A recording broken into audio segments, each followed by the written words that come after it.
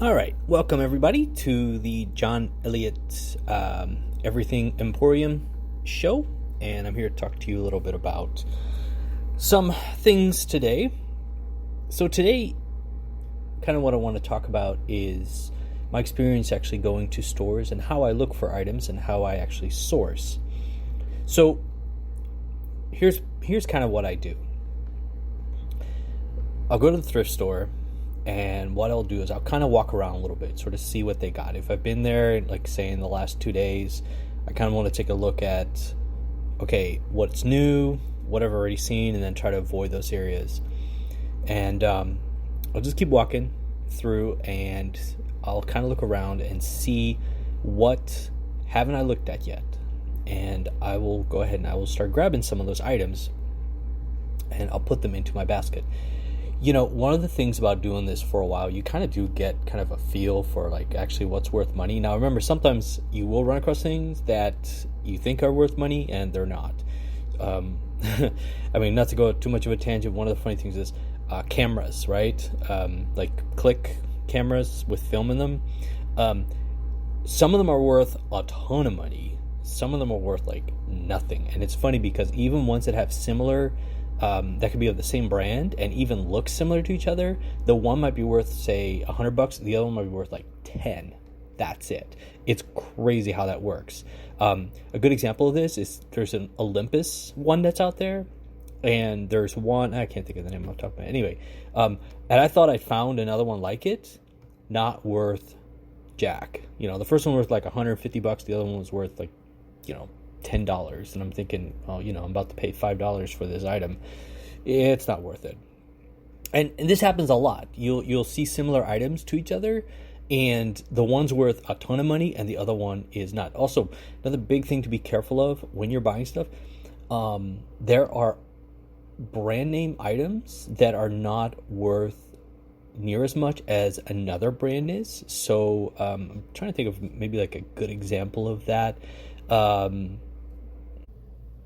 Not that it really matters, but anyways, yeah, it's just that, sometimes there's like off brands, and even some brands that have gotten better over time, but then their old stuff is absolute garbage. I mean, for instance, like, I'll give you a good example, like Kia or Hyundai, like their cars when they first came out really weren't very high quality, but as time has gone on, now their cars are a lot higher quality. I mean, even Honda for that matter, or like Toyota, like the original cars really weren't that. I mean, they were good shit. Don't get me wrong.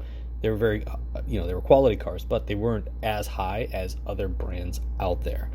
And I've saw this with things like video cameras, printed cartridges, stuff like that. That it'll start off, their brands back in the day really weren't worth as much. So be careful. And also some items will look like other items, so definitely check out the brand. What I do is I go to eBay.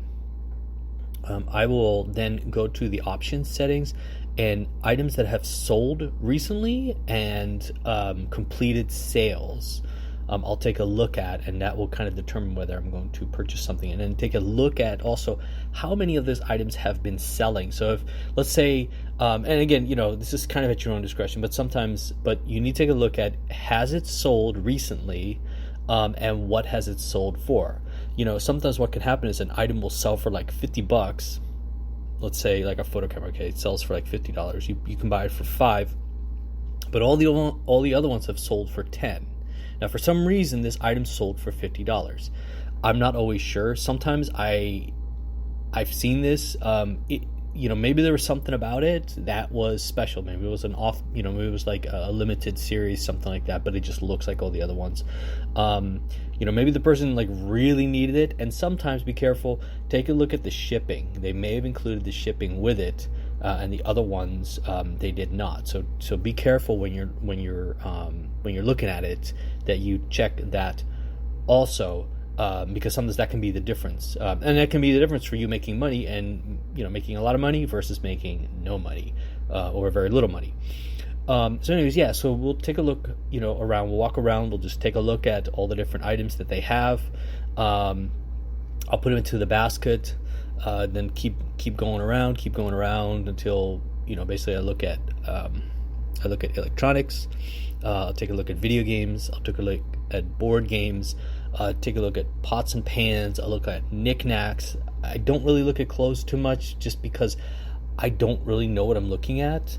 And sometimes I've paid, I think, way too much for clothing when I could go to the Goodwill bins and get even more clothes for, pennies on the dollar practically. So just keep that in the back of your mind sometimes. You can go to the bins and you can get even more stuff. Oh yeah, don't get hooked on the bins. I'll talk about that at another time about bins. So what I'll do is I'll go through, pull out the electronics, and I look at the toys. Toys is another great one if you want to make some money. There are many toys that are worth a lot of money, especially older stuff.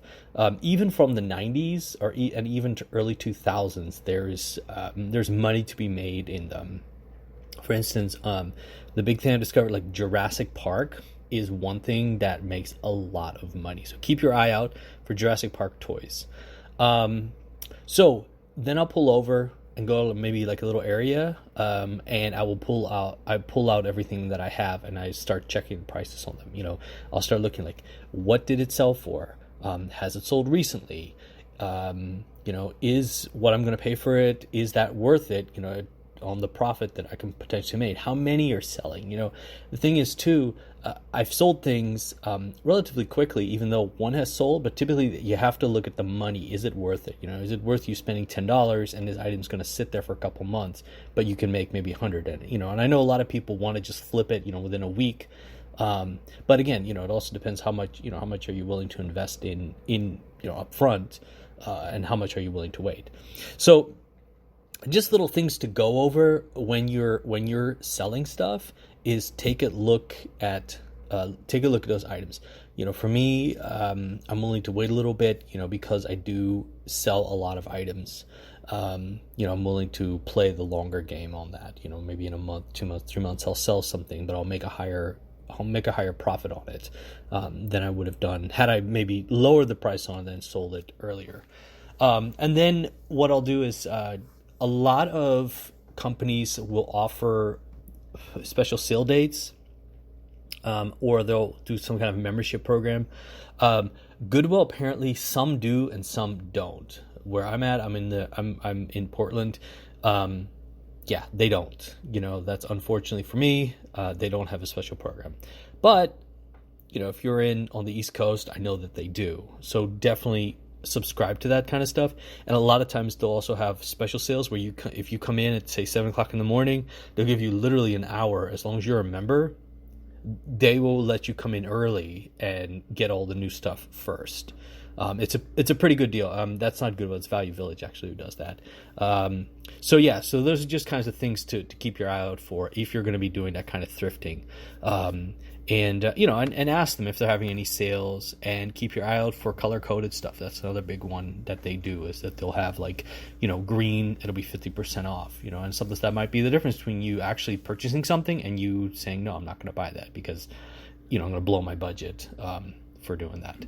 Anyways, those are just kind of my thoughts on buying thrift and my advice on selling, on buying things at a thrift store. So, all right, guys, I'll talk to you later. Bye.